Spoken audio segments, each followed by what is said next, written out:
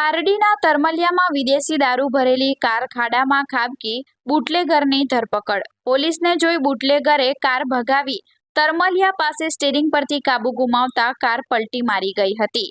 Valsad LCB પોલીસે બાતમીના આધારે પારડી વિસ્તારમાં વોચ ગોઠવી ફિલ્મી સ્ટાઇલમાં પીછો કરી વિદેશી દારૂ ભરેલી કાર સાથે એક શખ્સને ઝડપી પાડ્યો છે। પોલીસથી બચવા બુટલેગરે પૂરઝડપે કાર હંકારી હતી, જે દરમિયાન તરમલિયા ગ્રામ પંચાયત નજીક કાર ખાડામાં ઉતરી જઈ પલટી મારી ગઈ હતી।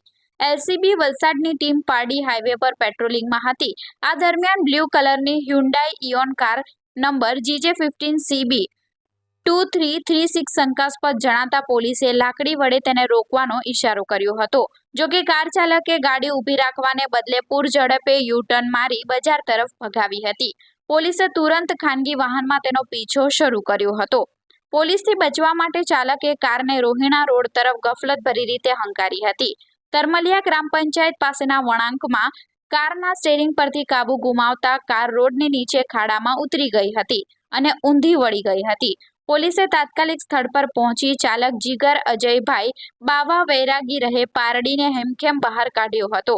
કારની તપાસ કરતા તેની ડિક્કી અને પાછળથી સીટમાંથી વિદેશી દારૂની 288 નંગ બોટલ, જેની કિંમત 50,016 મળી આવ્યો હતો। પોલીસે 1.50 લાખની કાર અને મોબાઈલ મળી કુલ 2,05,016 રૂપિયાનો મુદ્દામાલ કબજે કર્યો છે। આ દારૂનો જથ્થો દમણથી હિતેશ નામના શખ્સે ભરી આપ્યો હતો અને નવસારીના બકુલ નામના શખ્સને પહોંચાડવાનો હતો। પોલીસે પ્રોહિબિશન એક્ટ અને ભારતીય ન્યાય સંહિતાની વિવિધ કલમો હેઠળ ગુનો નોંધી બંને વોન્ટેડ આરોપીઓને પકડવાના ચક્રો ગતિમાન કર્યા છે।